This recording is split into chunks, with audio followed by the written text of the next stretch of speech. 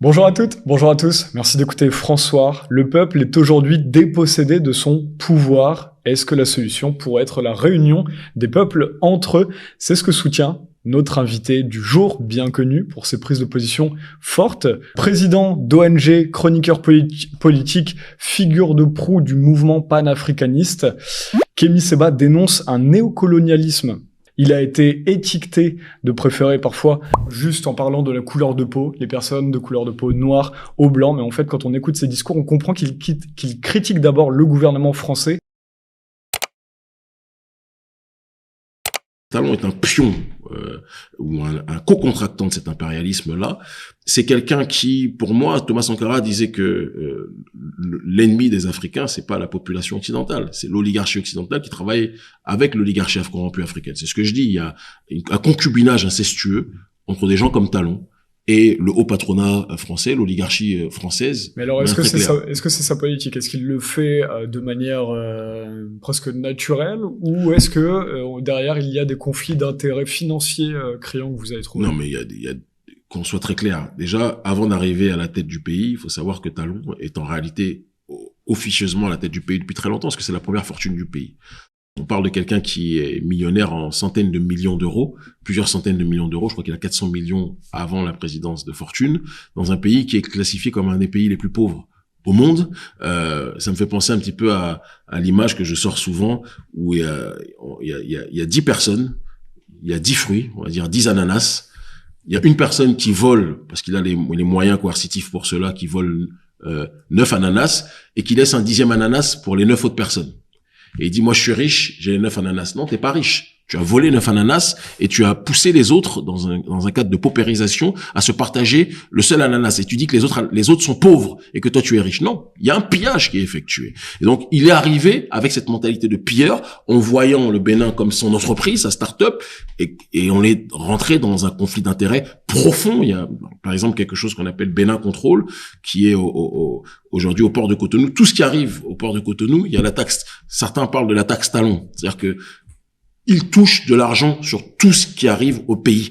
Les gens l'ont élu en pensant que, étant donné qu'il était déjà riche en arrivant au pays, il allait pouvoir justement ne pas chercher à voler comme d'autres le font. Alors qu'en réalité, il n'a rien fait d'autre que de chercher à accentuer le monopole qui est le sien, dans vraiment une gabégie qui dépasse l'entendement et une prédation qui fait froid dans le dos. Donc, une gabégie. Il y a une gabégie financière qui est très présente dans la réalité du président Patrice Talon, dans la gouvernance Patrice Talon.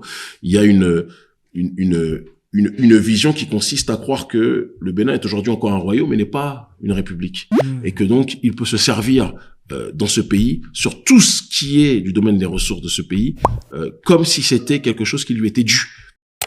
On parle du roi du coton, plantation et tout ce qui s'ensuit. Il y a un logiciel qui est très présent dans son esprit et qui se matérialise, qui se caractérise à travers ces situations. En France, effectivement, pour prendre les exemples de multimillionnaires voire milliardaires, on voit bien que celui qui a la plus grande campagne présidentielle au niveau de la publicité, qui va le plus passer à la télévision, aux meilleurs horaires, ou être dans le plus de magazines avant les élections présidentielles, a le plus de chances d'être élu. C'est ce qui s'est passé pour Patrice Talon, par exemple. On n'est même pas dans ça, parce que, comme je vous le dis, Patrice Talon a créé un système politico-médiatique et économique au Bénin, où bien longtemps avant d'arriver à la présidence, c'est lui qui payait déjà la plupart des politiciens.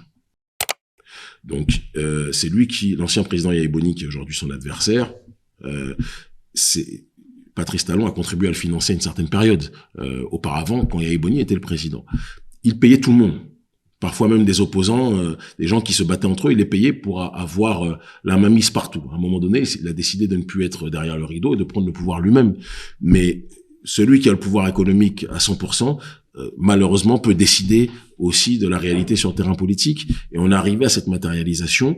Et les élections dans nos pays n'ont rien à voir avec ce qui se passe en Occident. Pour le coup, je trouve qu'il y a quand même beaucoup plus de réalité démocratique en Occident qu'il y en a dans nos pays, où les élections, vous n'allez pas vous lever demain pour vous présenter et pour accéder à un poste de responsabilité sur le terrain électoral au Bénin. Ce sont les grandes fortunes qui décident de ce qui se passe au pays. Pour l'instant, ça va changer, je vous le dis, je vous le garantis, parce qu'il va y avoir un basculement au Bénin comme il y en aura partout, comme il y en a un peu partout en Afrique francophone actuellement. Au Sénégal notamment. Au Sénégal, on n'y est pas encore. Mais je suis pas du tout sûr que... Il y a des élections prochainement. Il y a des élections prochainement, mais je veux dire, celui qui est le plus gros opposant dans ce pays-là, Ousmane Sonko, à l'heure actuelle, n'est même pas sûr de pouvoir se présenter. À cause des pressions? À cause des pressions, il est incarcéré pour des histoires d'accusations de viol sur lesquelles je ne vais même pas revenir. Et évidemment, on sent un complot politique dans cette réalité. Et quand bien même il se présente, j'ai la profonde sensation qu'il y aura une sorte de mur sanitaire du système qui va être créé pour tout faire pour l'empêcher. C'est-à-dire que les gens, même les gens qui se haïssent entre eux, vont s'unir pour essayer de ne pas lui permettre de passer. Non, les exemples auxquels je pensais, c'était le Mali, le Burkina Faso ou le Niger, où les coups d'État ont permis aujourd'hui d'assainir le paysage politique et de le mettre en conformité avec les principes de souveraineté, de panafricanisme en tant que tel et de droit à l'autodétermination des populations. C'est beaucoup plus ces exemples-là auxquels je pensais. Et donc, pour revenir à Patrice Talon, et pour finir sur ce dernier, quelqu'un qui a déjà les moyens financiers les plus élevés, qui a les moyens médiatiques, puisqu'il contrôle les médias, les plus élevés, qui dispose maintenant des armées, et donc de tous les moyens de pression, tous les moyens coercitifs pour terroriser la population, qui contrôle la justice, on n'est plus dans le cadre d'un président. On est face à un roi, ou un empereur, un prédateur. On est face à du Mobutu. Et il y a d'ailleurs beaucoup de points communs que je vois entre Mobutu et Patrice Talon. Mobutu qui était dans une sorte de valoriser la culture en surface. Donc il y avait une sorte de souveraineté culturelle en surface. Et il y avait une profonde soumission politique et économique en off. Patrice Talon, c'est cette réalité-là. Il y a une soumission politique hystérique qui est maquillée par un vernis de souveraineté culturelle avec la réappropriation des œuvres africaines, etc., alors qu'il est en train de vendre notre pays à l'Occident, et notamment aux entreprises françaises et au MEDEF.